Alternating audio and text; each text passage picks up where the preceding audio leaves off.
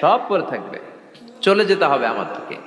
এজন্য আখিরাতের কথা যেন আমাদের স্মরণ হয়। বিশ্বনবী বলতেন, নাহাইতুকুমান জিয়ারাতিল কবুর, আমি তোমাদেরকে কবর জিয়ারত করতে আগে নিষেধ করতাম, কিন্তু এখন নিষেধাজ্ঞা প্রত্যাহার করে নিলাম।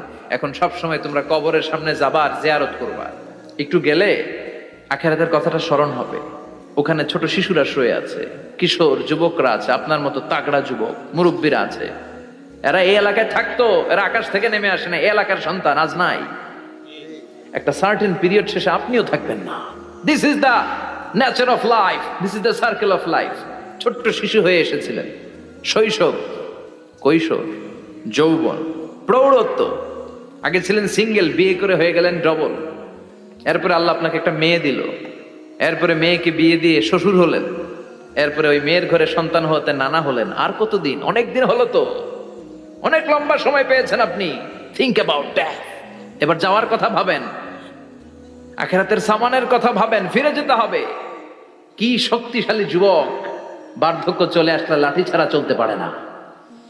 কুচকুচে কালো দাড়ি সাদা হয়ে যায়, দাড়ির শুভ্রতা, বয়সের ভার, রং ধরা যৌবন জং ধরে শেষ। ঠিক কিনা? This is the circle of life. যুবক ভাইয়েরা, এটাই জীবন, চলে যেতে হবে, কেউ থাকতে পারবে না। ঠিক কিনা? এটা রিমাইন্ডার আল্লাহ এই সূরার ভেতরে দিয়েছেন যে তোমাদেরকে ফিরে যেতে হবে। এই লোভ লালসা ছেড়ে দাও। রব্বুল আলামিন বলেন, আলহাকুমুত তাকাসুর হাত্তা যুরতুমুল মাকাবির। ও গোলাম, দুনিয়ার সম্পদ, লোভ লালসা তোদেরকে পাগল বানিয়ে দিয়েছে। এই লোভ পাগলামি কোনোদিন তোদের থামবে না যতদিন না তোরা কবরে ঢুকবি। ঠিক কিনা? কার কথা? আল্লাহ বললেন, দুনিয়ার সম্পদ আর লোভ আর মোহে তোমরা গাফেল হয়ে গিয়েছো। আখিরাতের কথা বেমালুম তোমরা ভুলে গিয়েছো। কিন্তু আখিরাতে তোমাদের যেতেই হবে, কবরের বাড়িতে তোমাদের ঢুকতেই হবে। ঠিক কিনা? যেতেই হবে। আমরা ভুলে যাই। আলহাকুমুত তাকাসুর, অতিরিক্ত পাওয়ার লোভ, বেশি বেশি খাওয়ার লোভ, বেশি বেশি জমানোর লোভ মানুষকে গাফেল বানিয়ে দিয়েছে। এটা মানুষের স্বভাব। আরো চাই, আরো চাই, এই স্বভাবটা আছে না নাই? দেখবেন ছোট বাচ্চারা মসজিদের দোয়া অনুষ্ঠান শেষে জিলাপি দেয় না? বড়ুয়া কৃষ্ণপুর কি দেয়? আগে বাতাসা দিত না, এখন কি দেয়? জিলাপি দেয়, মিষ্টি দেয়। তো মসজিদের 2-3 গেট থেকে যদি দেয়, ছোট বাচ্চারা দেখবেন এদিক দিয়ে কয়েকটা নেয়, নিয়ে আবার ওই গেটে লাইন ধরে। ওর হাত হইলো ছোট হাত, ওর হাত ভর্তি জিলাপি, আর নেওয়ার জায়গা নেই, এরপর আরেক জায়গায় লাইন ধরছে। আরো লাগবে, আরো লাগবে, এই আরো আরো আরো চাই। এই স্বভাবটাই মানুষকে কুড়ে কুড়ে শেষ করে দিয়েছে। এত লাগবে কেন তোমার? চাহিদার কোনো শেষ নাই। Unlimited demand of human being. যার আছে বেশি তার চাই বেশি।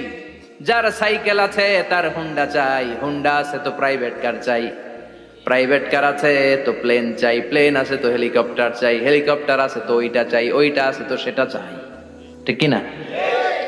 এলাকার মেম্বার যে হয়েছে চেয়ারম্যান হতে চায়, আছে না নাই? চেয়ারম্যান সাহেব এমপি হতে চায়, আছে না নাই? এমপি সাহেব মন্ত্রী হতে চায়, আছে না নাই? মন্ত্রী সাহেব প্রধানমন্ত্রী হতে চায়, আছে না নাই? কিন্তু এই দেশে সুযোগ নাই। কথা কন।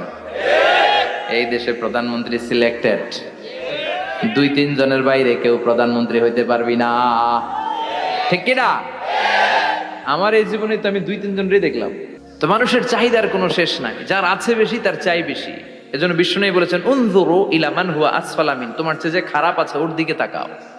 ওয়ালা তানজুর মান হুয়া আ'লা মিন, তোমার চেয়ে যে ভালো আছে ওর দিকে তাকায়ও না, তোমার চেয়ে যে খারাপ অবস্থানে আছে ওর দিকে তাকাও। অনেকে নিজের অবস্থান নিয়ে সুখী না, এরকম আছে না নাই? আল্লাহ আমার এটা দিল না রে, ওইটা দিল না রে, পাইলাম না রে, কিচ্ছু হয় না, কি করব জীবনে, হতাশ।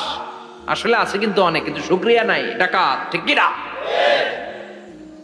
নিজের অবস্থান নিয়ে সুখী না, কিন্তু অনেক লোক আছে তারা আপনার অবস্থানে পৌঁছতে চায়। তাদের দিকে তাকিয়ে দেখেন, আপনি যে অবস্থানে আছেন এই অবস্থানে পৌঁছাটা অনেকের কাছে স্বপ্ন। তারা প্রতিনিয়ত সংগ্রাম আর স্ট্রাগল করে যাচ্ছে আপনার অবস্থানে পৌঁছতে, আর আপনি এটা নিয়ে সন্তুষ্ট না। শেখ সাদির নাম শুনেছেন? বালাগাল উলা কাশাফাত দুজা, এই কবিতাটার রচয়িতা ইরানের বিখ্যাত এক কবি। উনি একবার আর্থিক সমস্যার মধ্যে দিয়ে সময় কাটাচ্ছেন, টাকা নাই, পয়সা নাই, পায়ে দেওয়ার মতো জুতা নাই। উনি খুব দুঃখ পেলেন, হায় রে, আমি ইরানের এত বড় কবি, আমার পায়ে দেওয়ার মতো জুতা নাই। দুঃখ ভরা মন নিয়ে রাস্তায় হাঁটতে বেরোলেন। হাঁটতে হাঁটতে হঠাৎ দেখলেন একটা লোক শুয়ে শুয়ে কাঁদছে, ওই লোকটার দুইটা পাই নাই, পাই নাই। উনি সেজদায় পড়ে গেলেন, আল্লাহর কাছে ক্ষমা চাইলেন, আল্লাহ অনেক দিয়েছো, শুকর আলহামদুলিল্লাহ। এজন্য যেই পরিস্থিতিতেই থাকি না কেন আমরা কি পড়বো? জোরে বলেন, কি পড়বো? এজন্য আল কানাতু মিনাল ইসলাম, অল্পে তুষ্ট থাকার নাম হলো ইসলাম। সম্পদ লাগবে কিন্তু সম্পদের পাহাড় লাগবে না, ঠিক কি না? অল্প খান, অল্প পড়েন, অল্প জামান, অল্পের ভেতরে বরকত ঢুকাইয়া দিছে কে? দেখবেন যাদের সম্পদ অল্প তারা সুখী বেশি। জরিপে এটা দেখা গিয়েছে, অনেক সার্ভেতে এটা এসেছে, যারা সম্পদশালী এরা দুঃখী বেশি, এদের দুঃখ বেশি, টেনশন বেশি। খুব স্বাভাবিক, টাকা যার বেশি রোগ তার বেশি, টাকা যার বেশি টেনশন তার বেশি, টাকা যার বেশি ঘরে শান্তি তার কম। আছে না নাই? ঘরের ভেতরে অশান্তি, ছেলে কথা শোনে না, ছেলে টানে গাঞ্জা, মেয়ে করে পরকিয়া। আছে না নাই? স্ত্রী কথা শোনে না, ভালোবাসা নাই, ঘরটা জাহান্নামের টুকরা। রোগ বালাই, এক একটা হসপিটাল বিল পরিশোধ করতে মাসে 5 লাখ 10 লাখ। আছে না নাই? কিছু খেতে পারে না, ডাক্তার একেবারে ডায়েট মেনু বেঁধে দিয়েছে। ডায়েট, ভেরি ডায়েট মেনু, এটা এটা এটা এটা কিছুই খাবেন না, শুধু গরু খাবেন না, খাসি খাবেন না, চিংড়ি খাবেন না, খালি ঘাস খাবেন। ইচ্ছে মতো ঘাস খাবেন, মানে ঘাস জাতীয় যত আইটেম আছে সব খাবেন। শাক খাবেন, সবজি খাবেন, সালাদ খাবেন। গরু, চিংড়ি, মুরগি, গোশত, ইলিশ কিছু খেতে পারে না। তাহলে রোগ বেশি, খাওয়ার মজা নাই, ঘরে সাংসারিক শান্তি নাই, খালি ব্যারাম আর ব্যারাম, ঠিক কিনা? কিন্তু সম্পদের পাহাড় গড়েছে। আর অল্প যারা খায়, অল্প পড়ে, রিক্সাওয়ালা, কুলিওয়ালা, অল্প বেতনের চাকরি, কিন্তু হক হালালি মেনে চলে, দেখবেন শান্তি আছে অনেক। হ্যাঁ, বাসা ভাড়া দেয়, ফ্যামিলি চালায়, বাচ্চাদের স্কুল বিল, এরপরও মাস শেষে 1-2 হাজার টাকা হাতে থেকে যায়। আর ওর প্রতি মাসে 10 কোটি টাকা ইনকাম, তারপরও ব্যাংকের ঋণ আছে না নাই? সুখ কারে বলে? কিভাবে আপনি সুখকে ডিফাইন করবেন? সুখ তো টাকায় কিনা যায় না, শান্তি টাকা দিয়ে হয় না, শান্তি দেওয়ার মালিক কে? শান্তি আছে অল্প খেয়ে শুকর করার মধ্যে, শান্তি আছে আলহামদুলিল্লাহর মধ্যে। চিল্লায় বলেন ঠিক কিনা? এজন্য অল্প খাবো, অল্প পড়বো, অল্প জামাবো, অল্পের ভেতরে বরকত দিয়েছে কে? দেখেন, ধনী ভাইরা খেতে পারে না, কিন্তু রিক্সাওয়ালার কি সমস্যা হয়? রিক্সাওয়ালারা সব খেতে পারে। কুলিওয়ালা, দিনমজুর, এরা একেবারে স্লিম সুঠাম দেহি, মেদহীন পেট, পেটে কোনো মেদ নাই, ভুড়ি নাই। আর কুটিপতিদের মেদ আছে না নাই? এত বড় বড় পেট, ঠিক কিনা? আমাদেরও পেট আছে, তবে হালাল পেট, এটা হারাম টাকা দিয়ে এই ভুড়ি বানাই নাই আমরা। চিল্লে বলেন ঠিক কিনা? রিক্সাওয়ালা, কুলিওয়ালা নিজেও নামাজ পড়ে, বউও নামাজ পড়ে, বাচ্চাটাও নামাজ পড়ে, রিক্সা চালায় আর জিকির করে লা ইলাহা ইল্লাল্লাহ। সুখ আর শান্তি, তাদের ঘরে সুখ। ধনী কোটিপতি, ভিআইপি, সিআইপিস, এদের রাতে ঘুম নাই। 1 ঘন্টা ঘুমানোর জন্য 4টা ট্যাবলেট খাওয়া লাগে, এরকম আছে না নাই? কিন্তু ঘুমের জন্য যে ট্যাবলেট খাওয়া লাগে রিক্সাওয়ালা এটা জানেই না। ওর যেখানে রাইত ওইখানেই, ওর মাথা বিছনায় লাগতে দেরি, ওর ঘুম আসতে দেরি হয়। ওর ঘুমে নাকের ডাকের আওয়াজে ট্রাকের ইঞ্জিনও ফেল। সুবহানাল্লাহ পড়েন। এজন্য অনেক বেশি সম্পদের পাহাড় করা লাগবে, এই চিন্তা যেন আমাদের মাথায় না আসে। চিল্লায় বলেন ঠিক কিনা? এজন্য রব্বুল আলামিন বলেন, আল্লাকুমুত তাকাসুরু হাত্তা যুরতুমুল মাকাবির। বেশি বেশি সম্পদ উপার্জনের আকাঙ্ক্ষা তোমাদেরকে আখিরাত থেকে গাফেল বানিয়েছে। এই গাফলতি কশিনকালেও তোমাদের কমবে না যতক্ষণ না তোমরা কবরে ঢুকবা। হাত্তা যুরতুমুল মাকাবির, মাকবারাতুনের প্লুরাল মাকাবির, যতক্ষণ না কবরে না ঢুকবা, কবরস্থান তোমার আবাসস্থল না হবে, ততক্ষণ পর্যন্ত এই চাই চাই মানসিকতা কমবে। মানুষের স্বভাব হলো আরো চাই, আরো চাই, আরো চাই করে। ফকিরেরা কারা? আল্লাহ গালি দিয়ে বললেন, তোরা সব ফকিরনি। তোরা কি? ইয়া আইয়ুহান নাসু আনতুমুল ফুকারাউ ইলাল্লাহ ওয়াল্লাহু হুয়াল গানিয়ুল হামিদ। সুবহানাল্লাহ পড়েন। আল্লাহ ডেকে বললেন, গোলাম আনতুমুল ফুকারা ইলাল্লাহ, তোমরা সবাই ফকির, ধনী হলো একজন, তিনি কে? আল্লাহ শুধু ধনী। আর মানুষের স্বভাব হচ্ছে আরো চাই, আরো চাই। ওর 2 তলা বিল্ডিং, আমার 3 তলা লাগবে। ওর 2টা গাড়ি আছে, আমার 3টা লাগবে। আছে না নাই? বিশ্বনবী বললেন কিয়ামতের আগ দিয়ে মানুষের মধ্যে আকাঙ্ক্ষায় প্রতিযোগিতা বেড়ে যাবে, প্রতিযোগিতামূলক টেন্ডেন্সি, কার চেয়ে কে বড় হতে পারে, কার চেয়ে কে বেশি টাকার পাহাড় বানাতে পারে, আছে না নাই? বিশ্বনবী বললেন ওয়ান তারাল হুফাতাল উরাতাল আলাতা রিয়া আশ-শাইয়া তাতাওয়ালুনা ফিল বুনিয়ান। কিয়ামতের আগে এমন কিছু লোক যাদের গায়ে দেওয়ার মতো জামা ছিল না, পায়ে দেওয়ার মতো জুতা ছিল না, পেটে দেওয়ার মতো খাবার ছিল না, সমাজের কেউ তাদেরকে চিনতো না, হঠাৎ করে এই লোকগুলো ধনী হয়ে যাবে। And they will start to construct, they will compete to construct high rises building in the cities. শহরে গ্রামে এরা বড় বড় বিল্ডিং বানানো শুরু করবে, সরকার কাছাকাছি চলে আসছে। এই যে বিল্ডিং বানানোর প্রতিযোগিতা, কুমিল্লা শহরে আজ থেকে 20-25 বছর আগে 5 তলা 6 তলা একটা বিল্ডিং ছিল না, এখন 10 তলা 20 তলা আছে না নাই? ঢাকায় আজ থেকে 20 বছর আগে 10 তলা বিল্ডিং খুঁজে পাইতেন আপনি? নাই। গোটা বিশ্বব্যাপী এখন টাওয়ার বানানোর প্রতিযোগিতা। বিশ্বনবী বললেন এদের কোনো টাকা ছিল না, পৃথিবীর সবচেয়ে বড় টাওয়ার এখন আরব দেশে, এদের কোনো টাকা ছিল না। আরব দেশের সৌদি আরব, কাতার, কুয়েত, বাহরাইন এখন স্বর্ণ আর তেলের খনি পেয়ে আল্লাহরে ভুলে যায়, এদের খাওয়ার মতো কিছু ছিল না। এদেরকে আমার দাদারে শুনতাম বলতো কাবলিওয়ালা, বলতো কি বলতো, এদেশে আসতো জায়নামাজ তসবি ছড়া খেজুর টেজুর বিক্রি করার জন্য। এরা জেলে পাড়ার লোক ছিল, আরব সাগরের তীরবর্তী এলাকার মানুষ, সাগরের মাছ মেরে এরা জীবন ধারণ করতো। আল্লাহ এদেরকে তেলের খনি দিলেন, গ্যাসের খনি দিলেন, এখন তারা বড় বড় টাওয়ার বানায়, আছে না নাই? বুর্জ আল খলিফা, কি উঁচা বিল্ডিং, 828 মিটার উঁচু। জেদ্দা আছে 1000 মিটার উঁচু কিংডম টাওয়ার। তাইওয়ানে আছে তাইপেডাং টাওয়ার 101 তলা। মালয়েশিয়া আছে পেট্রোনাস টুইন টাওয়ার 88 তলা। চায়নাতে আছে সাংহাই টাওয়ার, একটার পর একটা টাওয়ার। প্রতি বছর অ্যানাউন্স করতেছে যে ওদেরটা আছে আমাদেরটা বড় বানাবো।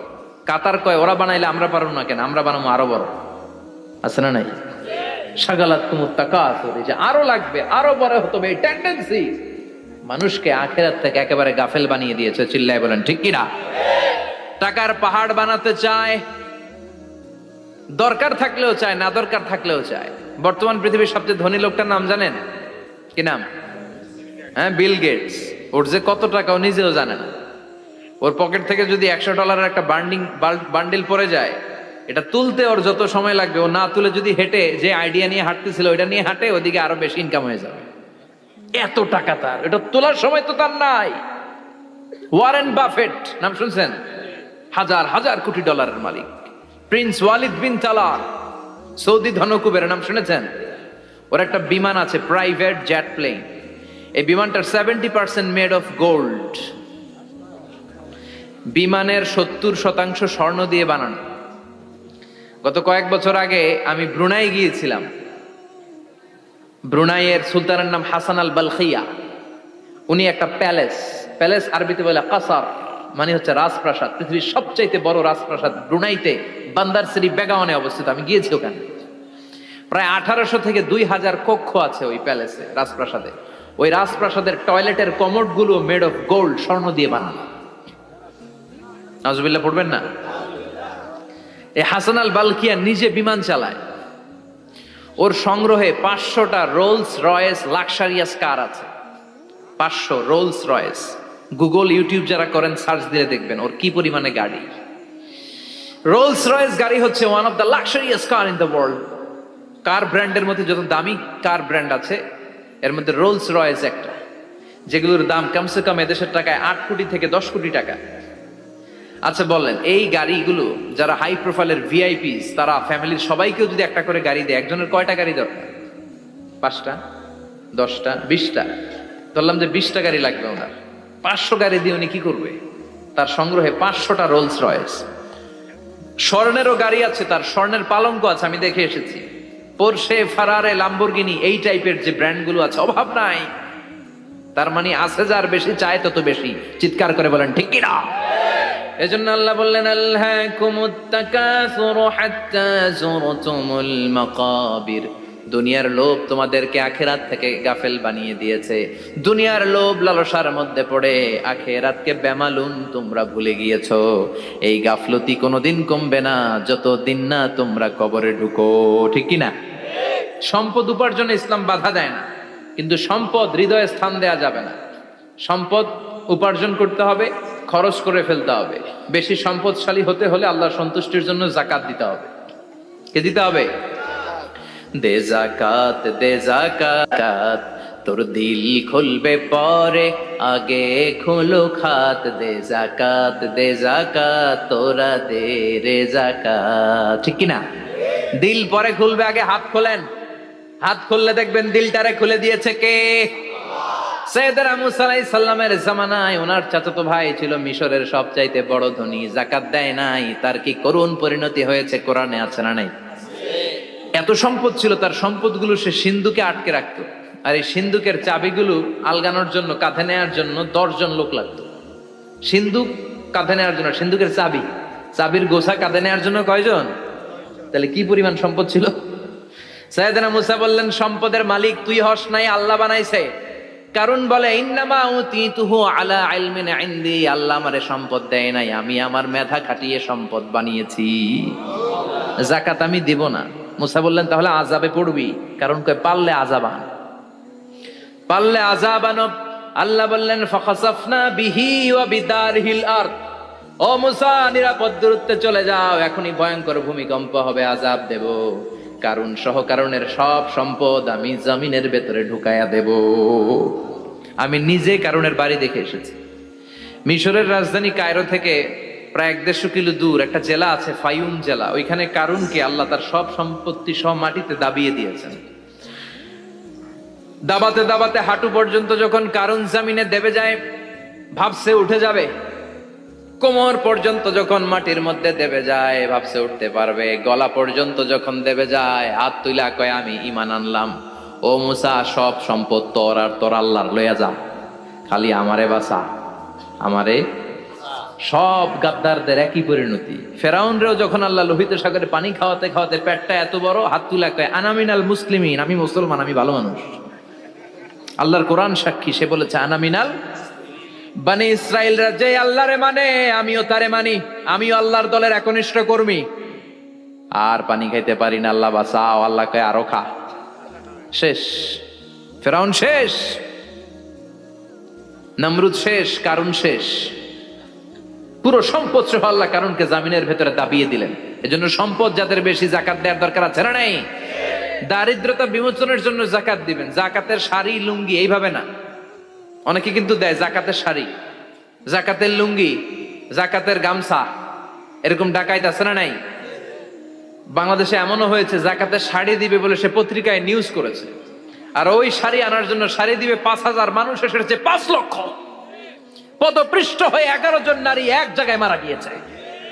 কিয়ামতের দিন আল্লাহ বিচারের কাঠগড়ায় এই বিজনেস ম্যাগনেটকে দাঁড়িয়ে সেদিন জিজ্ঞাসা করবে যে, কেন তুই এদেরকে কষ্ট দিয়েছিলি? চিল্লা এখন ঠিক কিনা? এদের মৃত্যুর দায়ভার এই শিল্পপতি এড়াতে পারবে না। যাকাতের শাড়ি, যাকাতের লুঙ্গি বিতরণের জন্য আল্লাহ তোমারে ধনী বানায় নাই। ধনীদের দায়িত্ব হলো গরিবের হাতে সম্পদ পৌঁছে দেয়া। ওফি আমওয়ালিহিম হাক্কুন লিসাইলি ওয়াল মাহরুম। গরিব আমার কাছ থেকে সম্পদ আর যাকাত নিয়ে সে আমার প্রতি করুণা করেছে। আমি যাকাত দেই বলে আমি কোনো দয়া দেখাই নাই। কথা বুঝতে পেরেছেন? আইডিয়াটা ক্লিয়ার করে নেন। যাকাত দেয়া আমার জন্য কি? কথা বলেন, ফরজ। আর যে যাকাত নেয় তার জন্য যাকাত খাওয়া কি ফরজ? আমি গরিব মানুষ, আমি যাকাত খাবো না, না খাইয়া থাকুম, রোজা রাখুন। কথা কন। আমার যে যাকাত নেওয়া লাগবে এমন কোনো কথা নেই, কিন্তু আমি যে ধনী আমার দিতেই হবে, এটা ফরজ। তার মানে আমি দিয়ে আমি দয়া করি নাই, ও নিয়ে আমারে বাঁচাইয়া দয়া করে গেছে। চিৎকার করে বলো ঠিক কিনা? ইসলাম বলে রাস্তার এক পাশে 5 তলা আর এক পাশে গাছতলা, এটার নাম ইসলাম না। ওফি আমওয়ালিহিম হাক্কুন লিসাইলি ওয়াল মাহরুম। খেটে খাওয়া মানুষ, সুবিধা বঞ্চিত মানুষদের দ্বারে যে তুমি যাকাতের টাকা পৌঁছে দাও। যাকাতকে ফরজ করা হয়েছে দারিদ্রতা বিমোচনের জন্য। আপনি শাড়ি লুঙ্গি দিলে কি হবে? ওরে শাড়ি দিচ্ছেন দুপুরে, রাত্রে বেলা ও আরেক জায়গায় লাইন ধরে আছে, বিরিয়ানির প্যাকেট দিতেছে ওইখানে। কথা কন। সারাটা বছর ও যাকাতের টাকা নেবে, ওর কিচ্ছু হবে না। বরং এমন কিছু তাকে করে দিতে হবে যেটা দিয়ে সে ফ্যামিলি লিড করতে পারে। একটা সিএনজি কিনে দেন, ওই ফ্যামিলিতে কোনো যুবক থাকলে সিএনজি চালায়া, অটো চালায়া ফ্যামিলিটারে চালাবে। একটা টঙের দোকান করে দেন, চায়ের দোকান, চা বিক্রি করে ফ্যামিলিটারে চালাবে। অস্ট্রেলিয়ান একটা গাই কিনে দেন, গরুর দুধ বিক্রি করে তার ফ্যামিলি চলবে, কিংবা মাছের একটা খামার করে দেন, মুরগির খামার করে দেন, ঠিক কিনা?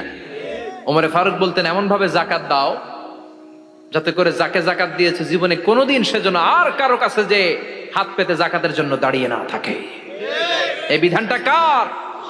এজন্য আল্লাহ বললেন আলহাকুমুত তাকাসুরু হাত্তা যুরতুমুল মাকাবির, দুনিয়ার লোভ লালসা তোমাদের কমবে না যতদিন না তোমরা কবরে ঢুকো। কার কথা?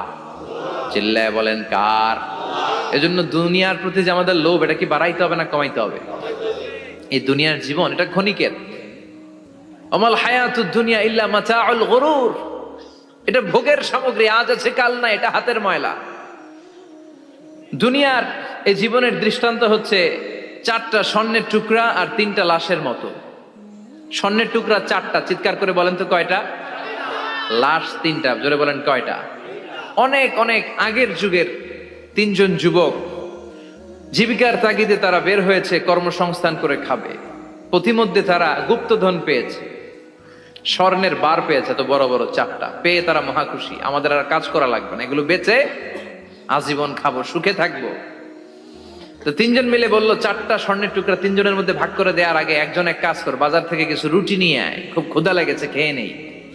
একজনের রুটি আনতে পাঠিয়ে 2জন মিলে ভাবে ওইটারে যদি মেরে ফেলতে পারি তাহলে তো তোর আর আমার মধ্যে কোনো ঝামেলা নাই। স্বর্ণের টুকরা কয়টা? তুই নিবি 2টা, আমি নেব 2টা। আর যেটারে রুটি আনতে পাঠাইছে ওইটা মনে মনে ভাবতেছে রুটির মধ্যে বিষ মিশাই নিয়ে যাব।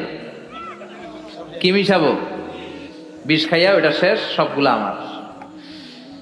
তো বিষ মিশায় নিয়ে আসছে, আর আগের পরিকল্পনা অনুযায়ী এই 2জন মিলে তাকে নৃশংসভাবে হত্যা করেছে।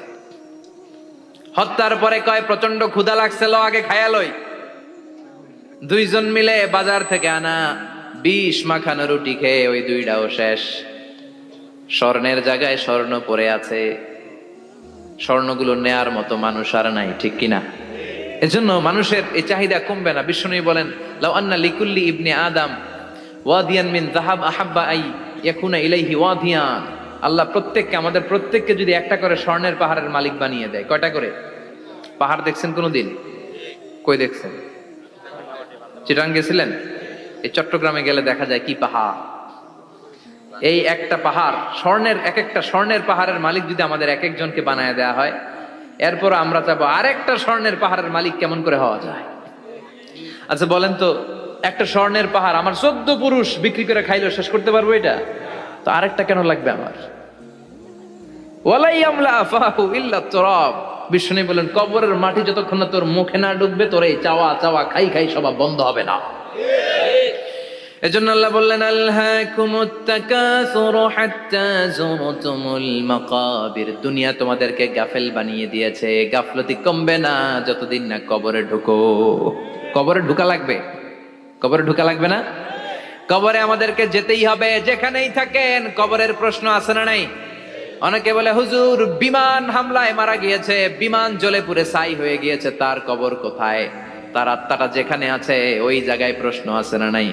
অনেকে বলে হুজুর সাগরের মধ্যে পড়ে মারা গিয়েছে, তিমি মাছ খেয়ে ফেলেছে, তার কোনো অস্তিত্ব নাই, কিন্তু তার রুহুটা আছে না নাই? প্রতিটা রুহু সংরক্ষণ করে কে? প্রত্যেকটা আত্মা আল্লাহর কাছে সংরক্ষিত থাকে। প্রতিটা রুহু, প্রতিটা মানুষ মালাকুল মাউতকে দেখতে পায়। আপনিও দেখবেন, আমিও দেখব। মুমিনদের কাছে এসে মালাকুল মাউত একজন যুবকের বেশে সাদা ধবধবে জুব্বা পরে সুগন্ধি মেখে মুমূর্ষ ব্যক্তির শিওরে বসে বসে বলে ইয়া আইয়াতুহান নাফসুল মুতমাইন্না, হে প্রশান্ত আত্মা, উখরুজি ইলা মাগফিরাতুল্লাহি ওয়া রিদওয়ানি, আল্লাহর ক্ষমা আর দয়ার দিকে বের হয়ে আসো। বলা মাত্রই মুমিনের আত্মাটা স্মুথলি বের হয়ে আসে। কাফান মিন আকফানিল জান্নাহ, হানুত মিন হানুতিল জান্নাহ, জান্নাত থেকে আনা সুগন্ধি কাফনের মধ্যে পেঁচিয়ে তিনি রূহটাকে নিয়ে ইল্লিনে চলে যায়। সরাসরি দেখে মালাকুল মাউতকে। আর যারা ইসলাম বিরোধী, কোরআন বিরোধী, তাদের সামনে এসে মালাকুল মাউত ত্রাস সৃষ্টি করে। আগে ধমক। হাইওয়েতে মাঝে মাঝে ডাকাতি হয় না? বাসগুলোর মধ্যে যখন ডাকাতি হয়, বাসে থাকে 50 জন, ডাকাত ঢুকে 5 জন, এই 5 জনের ভয়ে সবগুলো পেশাব করে দেয়। কারণ ত্রাস সৃষ্টি করে। এসেই চাইনিজ কুড়াল দিয়ে আগে কুবায় দেয় 4-5 জনের। রক্ত দেখে কি দেওয়ার সব আগে রেডি করে রাখে।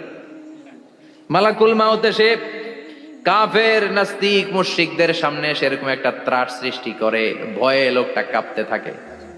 ওর কাছে ভদ্র ভাষায় কথা বলে না, সুন্দর জামা পরে আসে না, কালো কুচকুচে চেহারা, ভয়ঙ্কর একটা রূপ নিয়ে, আকৃতি নিয়ে ইসলাম বিরোধীদের মাথার সামনে আসে, দুর্গন্ধযুক্ত চেহারার দেহ নিয়ে ধমক দিয়ে বলে, ও পাপাত্তা, ইয়া আইয়াতুহান নাফসুল খাবিসা উখরুজি ইলা গাদাবিল্লাহ, হে পাপাত্তা, আল্লাহর রাগ, ক্রোধ আর গজবের দিকে বের হয়ে আয়।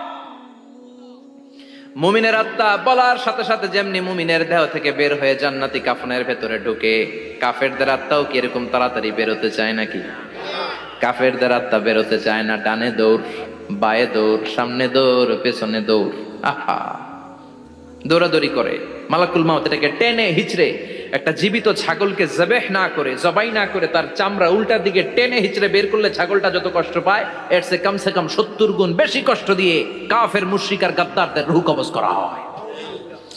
আল্লাহ এই পরিস্থিতি থেকে তুমি আমাদের বাঁচাও। মুমিনদের রূহ যেমনি কবজ হয়, ওইভাবে রূহ কবজের ব্যবস্থা করে দিও। ইমানের মৃত্যু নসিব করে দিও, শাহিদি মৃত্যু নসিব করে দিও। আমাকে শহীদ করে সেই মিছিলে শামিল করে নিও, যে মিছিলের নেতা মীর হামজা খোবায়েবে খাব্বাব, আল্লাহর কাছে ছিল অতি প্রিয়, শামিল করে নিও। আমাকে শহীদ করে সেই মিছিলে শামিল করে নিও। পড়েন আমিন, আর জোরে পড়েন আমিন।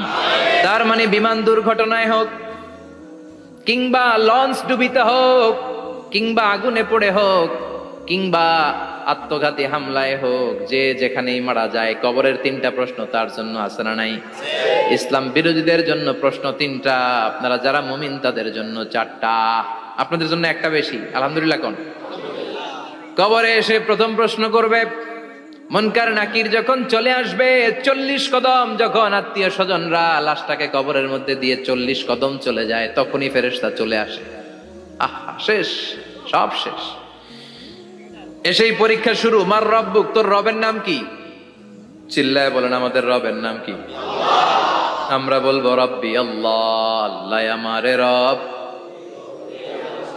দমে দমে তনু মনে তারি অনুভব। পড়েন, আল্লাহ আমারে রব। তোমার দুনিয়াতে আমি যেদিকে তাকাই, অথই নিয়ামতে ডুবে আছি সবাই। পাখ পাখালির গানে শুনি তাসবিহ কল রব, তাসবিহ কল রব, আল্লাহ আমারে রব। প্রথম প্রশ্ন, তোমার রব কে? আমরা বলবো আমাদের রব আল্লাহ। দ্বিতীয় প্রশ্ন, ওমা দীনু, তোমার ধর্মের নাম কি? আমরা কি বলবো? তৃতীয় প্রশ্ন, বিশ্বনবীর চেহারা দেখিয়ে বলা হবে, আতারিফু হাদার রাজুল, এই লোকটারে চিনো নাকি? আমরা বলবো চিনি, আমাদের প্রাণের নবী, ঠিক কি না? চাঁদের চেয়ে সুন্দর তুমি নবী আমার কমলিওয়ালা, দু জাহানের বাদশা তুমি প্যারা নবী সাল্লে আলা, চাঁদের চেয়ে সুন্দর তুমি নবী আমার কমলিওয়ালা, ঠিক কি না? 3টা প্রশ্নের যথাযথ উত্তর যখন দিয়ে দিলেন, আপনার জন্য অতিরিক্ত আরেকটা প্রশ্ন করা হবে, ওয়ামা ইলমুক, তোমার নলেজ কি? 3টা প্রশ্নের উত্তর যে তুমি করতে পারলা, কিভাবে পারলা, কেমনে জানলা? নকল করে বলছো নাকি জেনে বুঝে আসছো? নকল হয় না? এখন তো পরীক্ষা চলতেছে বোধহয়। কি পরীক্ষা? এসএসসি পরীক্ষা। নকল হয়? কৃষ্ণপুরে নকল নাই না? এখন মনে হয় এগুলো একটু কমছে। একটা সময় ছিল অনেক নকল হইতো। পাঞ্জাবের ভিতরে নকল, পকেটে নকল, টুপির ভিতরে নকল, মৌজার ভিতরেও নকল, এমনকি মেয়েরাও নকল করে পরীক্ষার হলে আসে না নাই? স্কেলের মধ্যে লিখে নিয়ে যায়, হাতের মধ্যে লিখে নিয়ে যায়, ওড়নায় লিখে নিয়ে যায়, কাপড়ে লিখে নিয়ে যায়, আসে না নাই? ফেরেশতারা বলবে, নকল করছো নাকি? কেমনে জানলা? 3টা প্রশ্নের উত্তর তুমি কেমনে বললা? আল্লাহ তোমার রব, ইসলাম তোমার ধর্ম, এই লোকটা বিশ্বনবী, কেমনে চিনলা? আপনাকে তখন বলতে হবে, আমি কোরআন থেকে শিখেছি, আমি হাদিস থেকে শিখেছি, আমি ইসলাম জেনে বুঝে মেনেছি, আমি আন্দাজে কোথাও ঘুরি নাই। চিল্লায় এখন ঠিক কিনা?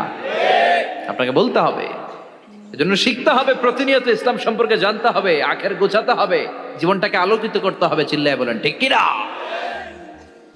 চারটা প্রশ্নই যখন হয়ে গেল, ফেরেশতারা বলবে আহলান ওয়া সাহলান ওয়া মারহাবান বিক, খোশামদেদ, কংগ্রাচুলেশন, খোশামদেদ, কংগ্রাচুলেশন, সব প্রশ্নের উত্তর তুমি পেরেছো। ফায়ুফসাহু লাহু কবরুহু ৭০ যিরান, আপনার কবরটারে ৭০ হাত লম্বা করে দেয়া হবে। ওয়া ইফতাহু লাহু বাবুন ইলাল জান্নাহ, আপনার কবর থেকে জান্নাতের দিকে দরজা খুলে দেয়া হবে। ওয়া ইউলবাসু মিন লিবাসি আহলিল জান্নাহ, জান্নাতের দুইটা রেশমি কাপড়ের পোশাক এনে আপনারে পরিয়ে দেয়া হবে। আর বলা হবে নাম কানাউমিল আরুস, ঘুমাও, sleep, you should get some sleep now, তোমাকে লম্বা সময় পাড়ি দিতে হবে, ঘুমাও। কানাউমিল আরুস, যেমনি বর বাসর রাতে আরামসে ঘুম দেয়, বাসর রাতে যেমনি বর কনেকে নিয়ে মধুর ঘুম দেয়, তুমিও ঘুমাও, কেউ তোমার ঘুম ভাঙবে না। মালাক ইসরাফিলের, কিয়ামতের জন্য ইসরাফিলের সিংহায় যে ফুৎকার আছে, ওই ফুৎকার ছাড়া কোনো কিছুই তোমার ঘুম ভাঙাতে পারবে না। আলহামদুলিল্লাহ পড়েন। আল্লাহ আমরাও যেন চারটা প্রশ্নের উত্তর দিয়ে লম্বা একটা ঘুম দিতে পারি, পড়ে না আমিন। ওয়াম্মাল কাফির ওয়া আহলুশ শিমাল, আর ইসলাম বিরোধী যারা, তাদের সামনে আসবে মালাকান আসওয়াদান আজরাকান, কৃষ্ণ বর্ণের দেহ, নীলাভ বর্ণের দুটো চোখ, গায়ের রং কালো, চোখের রং নীল। দেখতে কেমন লাগে? আলিফ লাইলার ভূতের মতো।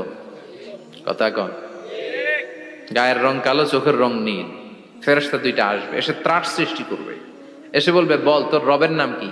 মার রব্বুক। ইসলাম বিরোধী মুশরিক, কাফের, নাস্তিক এরা বলবে আমি জানি না আমার রবকে, আমি জানি না, আমি তো আজীবন শুধু চেয়ার করেছি, মদ খেয়েছি, আমি ধর্ষণে সেঞ্চুরি করেছি দুনিয়ার বুকে, আমি টেন্ডারবাজি করেছি, চাঁদাবাজি করেছি, আমি মাস্তানি করেছি, আমার দাপটে এলাকার ইসলাম প্রিয়রা বাসায় ঘুমাতে পারে না। আমি ছিলাম টেন্ডারবাজ, আমি ছিলাম গডফাদার, সন্ত্রাসীদের লিডার, আমি ছিলাম ডন 1 2 3 সব, আমি ছিলাম ডনের ডন, আমি ছিলাম মাস্তান, রংবাজ, রব টপ কি আমি তো জানি না। লাদ্রি লাদ্রি, আমার জিজ্ঞেস করো না। আবার প্রশ্ন করা হবে ওয়ামা দীনুক, তোর ধর্মের নাম কি? বলবে লা আদরি, আমার কোনো ধর্ম নাই, আমার কোনো ধর্ম নাই, আমি শুধু মৌজ মাস্তিতে ছিলাম, আমি আনন্দ ফুর্তি করেছি, ইসলাম নিয়ে আমার মাথা ব্যথা ছিল না, আজীবন ইসলামরে আমি বাস দিয়েছি। চিল্লায় বলেন ঠিক কিনা?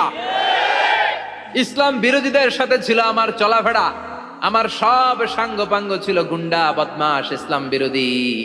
রব কি, ইসলাম কি, এগুলো আমি জানি না, আমার এগুলো জিজ্ঞেস করো কেন? ধর্ম কি আমি জানি না, আমি কিচ্ছু মনে করতে পারছি না। 3 নম্বর প্রশ্ন করা হবে আতারিফু হাদার রাজুল, দেখো তো এই লোকটারে চিনো কিনা? কয় না, চিনি না, তবে মনে হয় এই লোকটারে দুনিয়ার বুকে আমি গালি দিতাম, এই লোকটার বিরোধিতা করতাম, ব্লগের মধ্যে এই লোকটার ব্যাপারে কুৎসা রটনা করতাম, এই লোকটার কার্টুন বানিয়ে আমি হিংসা ছড়িয়ে দিতাম, এই লোকটার ব্যাপারে আমি এলাকার মধ্যে অপপ্রচার চালাতাম। ফেরেশতারা বলবে তাই? এই ছিল তো ডিউটি, দাঁড়া এখনই আমাদের খেলা শুরু, এখনই শুরু। ফায়ুতরাকু বিমাতারিকা মিন হাদিদ, লোহার একটা হাতুড়ি দিয়ে মাথা থেকে পা পর্যন্ত পিটানো হবে, পিটিয়ে ওর গোশতর হাড্ডিগুলোকে থেতলে ফেলা হবে। ওয়ায়ুকালু লিল আরদি ইলতাইমি, কবরের দুই পাশের মাটিরে বলা হবে এবার দুই দিক থেকে তোরা চাপ দে, চাপ দেয়া হবে, ধাক্কা ধাক্কি করেও সে সুবিধা করতে পারবে না, মাটি আস্তে আস্তে আস্তে আস্তে দেহের দুই দিকে লেগে এমন জোরে দুইটা চাপ দিবে, ফাতাখতালিফা আদলাউহু, তার ডান পাশের পাজরের হাড্ডি বাম দিকে ঢুকে যাবে, বাম দিকের হাড্ডি ডানে চলে যাবে। বিশ্বনবী বললেন এই হাতুড়ি দিয়ে পিটানোর শাস্তি, কবরের চাপ দেওয়ার শাস্তি চলতেই থাকবে হাত্তাল কিয়ামা, কিয়ামত পর্যন্ত। আল্লাহ এই কবরের শাস্তি থেকে আমাদের বাঁচাও, আমরা এই আযাব পেতে চাই না, আমরা যেন ঠিকভাবে কবরের 4টা প্রশ্নের উত্তর করে দিয়ে লম্বা ঘুম দিতে পারি। আল্লাহ তুমি তৌফিক দাও। এজন্য আল্লাহ বললেন গোলাম দুনিয়া নিয়ে পাগল হয়ে থেকো না, এই দুনিয়ার জীবন আসল জীবন নয়, আসল জীবন হলো কবরের জীবন। জোরে বলেন ঠিক কিনা?